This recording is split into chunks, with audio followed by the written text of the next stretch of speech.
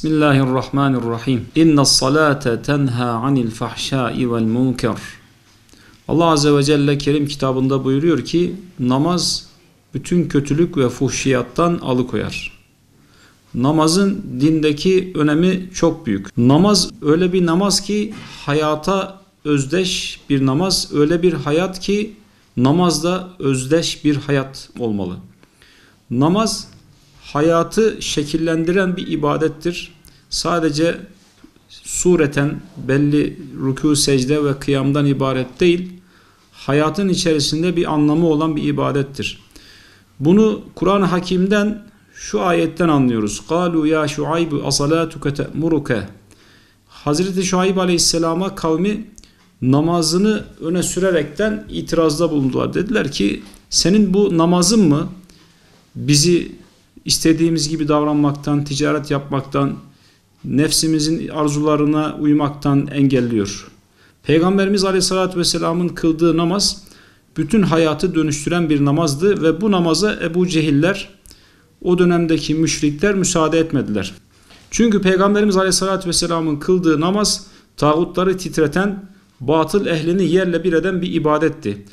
Hulasa insanlığa kulluktan kurtulun ve artık Allah'a kulluğa yönelin ilanıydı namaz. Hazreti Ebu Bekir Sıddık radıyallahu anh Kabe-i Muazzama'da namaz kılardı. İslam davetinin ilk yıllarında açıktan namaz kılmaya başladıkları zaman, davet yapmaya başladıkları zaman Hazreti Ebu Bekir Efendimiz sesli bir şekilde Kur'an okurdu namazda. Namaz kılarken Ebu Bekir radıyallahu anh Kur'an ayetlerini okuduğu için etrafında kadınlar, çocuklar, köleler toplanmışlar, onu dinlemekteydiler. Bunun üzerine Mekke müşrikleri Efendimiz'e gelip dediler ki Ebu Bekir'e söyle namazı açıktan kılmasın. Bizim çocuklarımız, kadınlarımız, kölelerimiz bundan etkileniyor. Burada da şu noktaya dikkat çekmeliyiz. Namazda Kur'an özdeştir. Çünkü Kur'an-ı Hakim'de Rabbimiz buyuruyor ki فَقْرَعُوا مَا تَيَسَّرَ مِنَ الْقُرْآنِ. Kur'an'dan kolayınıza geleni okuyun namazda buyuruyor. Namazda Kur'an okunur. Kur'an da hayata hakim kılmak için indirilmiştir. İnna enzelna ileykel kitabe bil hakki li tahkuma beyne'n nasi bima arakallah. Allah Azze ve Celle Kur'an'ın hayatımızdaki önemini şöyle ifade buyuruyor. Peygamberim biz sana hak ile bu kitabı indirdik ki insanlar arasında Allah'ın sana öğrettiği gibi hükmedesin diye indirdik buyuruyor. Dolayısıyla namazla Kur'an arasında böyle bir bütünlük söz konusu. Namaz demek Kur'an demek, Kur'an demek namaz demek. Hayatımızda öyle bir namaz olmalı ki hayatı dönüştüren, şekillendiren bir namaz olmalı. Şuayb Aleyhisselam'ın namazı gibi iktisadi nizama yön veren bir namaz olmalı. Hazreti Peygamber sallallahu aleyhi ve sellem Efendimizin namazı gibi putları yere seren bir namaz olmalı. Yoksa sadece camiye gidip gelmekle namaz ibadetini yerine getirmiş sayılmayız. Dün Irak'ta, Suriye'de milyonlarca Müslüman katledildi. Bugün Filistin'de insanlar katlediliyor. Bizim namazımız bizi harekete geçirmiyorsa demek ki bizim kıldığımız namazlar ne Allah'ın peygamberi Şuayb Aleyhisselam'ın namazıdır, ne Musa Aleyhisselam'ın namazıdır, ne de Muhammed Mustafa sallallahu aleyhi ve sellem Efendimizin namazıdır. Bizim namazımızda böyle bir kusurumuz var değerli Müslümanlar.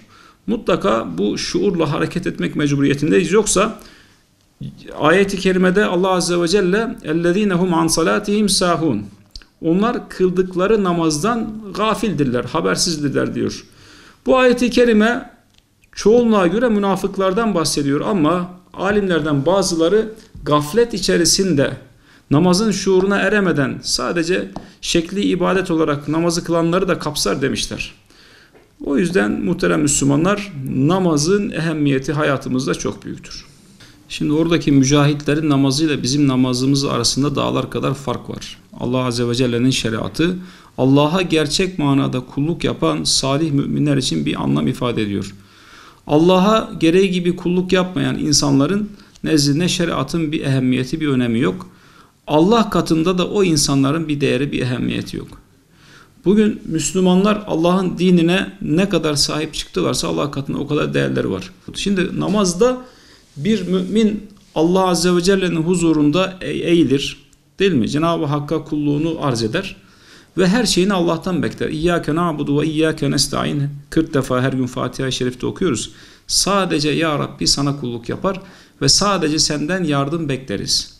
Müslümanların velisi, sahibi Allah Azze ve Celle'dir. İşte kulluk bilincinde olan bir Müslüman Allah'ın azamet ve kudretini gereği gibi takdir edip de namaz kılan bir Müslüman bütün dünyaya meydan okur. Şimdi Gazze'deki Müslümanların namazı sahabe-i kiramın namazına özdeş bir namaz. Onun etkisi var. Bizim namazımız da maalesef onların namazına benzemiyor. Gazze'de az da olsa Müslümanlar Allah'ın inayetiyle küffara kök söktürüyor. Çünkü Cenab-ı Hakk'ın vaadidir. Kem min fiyetin galiletin galebet fiyeten kesireten biiznillah. Allah'ın izniyle nice az topluluklar çok topluluklara galip gelir. Çünkü Allah sabredenlerle beraberdir. Vallahu ma'as sabirin. 5 vakit namazda Allah Azze ve Celle'ye karşı sürekli kulluğumuzu, ubudiyetimizi arz halindeyiz. Akşama kadar. Yani Cenab-ı Hakk'a sürekli bir bağımız var. Sürekli bir rabıtamız var. Peygamber Efendimiz sallallahu aleyhi ve selleme 3 tane büyük nimet verildi Miraç'ta diyor hadis-i şerifte, Müslim hadisinde. Bir tanesi de 5 vakit namazdır diyor. Şimdi 5 vakit namaz Cenab-ı Hakk'ın bize büyük ikramıdır. Biz bir hacetimizi, bir derdimizi arz etmek için bir makama gideriz ve oradan izin isteriz. Bizi kabul etmesi için belki araya birilerini koymaya çalışırız. Aracısız bir şekilde Allah Azze ve Celle 5 vakit bizi huzuruna özel davet ediyor. Bundan daha büyük bir ikram olabilir mi? Bundan daha büyük şeref, bundan daha büyük lütuf olamaz. Allah Azze ve Celle o lütfa layık olmayı nasip etsin bize. Gazze'li mücahitlerin namazına benzetsin Rabbim namazımızı inşallah. Namazla inşallah şuur kazanırız. Namazla tekrar diriliriz.